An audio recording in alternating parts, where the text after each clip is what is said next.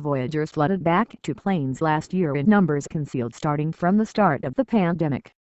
That was uplifting news for airlines that, confronting a bunch of difficulties, couldn't continue flights very as quick, which drove up charges and incomes as well. Presently, in 2023, the carrier business should manage these twin balancing powers, rising incomes and expenses, that will shape the speed of its recuperation. Interest for air travel is burning hot in most significant business sectors all over the planet. This is even evident with corporate interest actually well shy of where it was before the coronavirus emergency.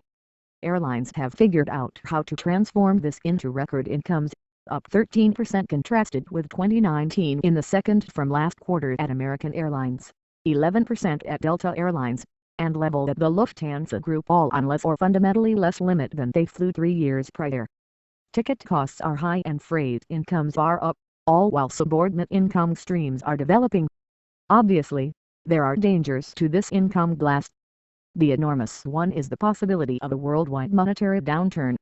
Then there's the China question, if and when its enormous aircraft market will standardize. So far, China is the main significant market that has not returned quickly vigorously. The business ongoing estimating doesn't stem just from ravenous interest alone. That is obviously a significant driver, yet additionally significant is obliged supply.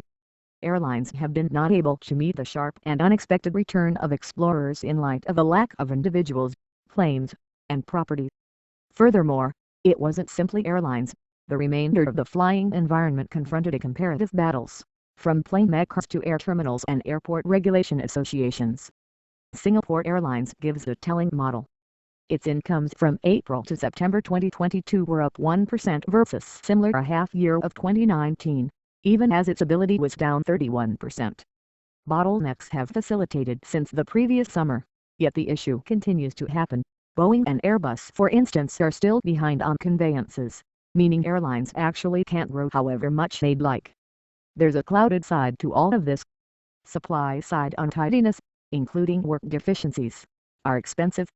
Requirements on limit development are as well. Also, the spike in fuel costs last year, in the wake of falling right off the bat in the pandemic, just sent costs higher. Most airlines can't completely use their armadas, for need of staff or for different issues, subsequently adding to the expense pressures they face. Furthermore, numerous who lost staff during the pandemic face the test of juniority or a less experienced labor force. That diminishes failures among staff less acquainted with the carrier's cycles and frameworks, especially during crucial seasons of unpredictable tasks. The business should adjust these powers this year as it expects to recuperate from the pandemic completely. Greater expenses can, in principle, be covered by higher charges, yet there will come where buyers are done ready to pay more. That opens the entryway for more agile, cheaper contenders to extend more than they as of now have and get a piece of the pie from the very airlines numerous legislatures set up during the emergency.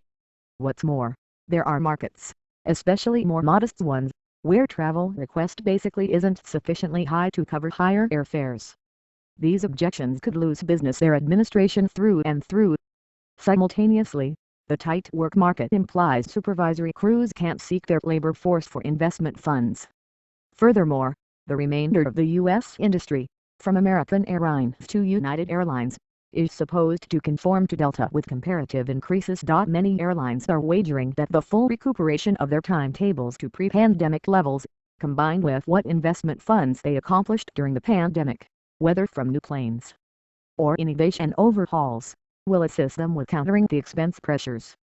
Add to that the way that Voyagers, in spite of the overarching shrewdness, still can't seem to show any aversion to purchase tickets at higher airfares. Interests in extra auxiliary incomes, in addition to extended dedication and charge card bargains, are getting new incomes. How the business explores these difficulties will be observed intently in 2023, and will establish the vibe for its development from there on.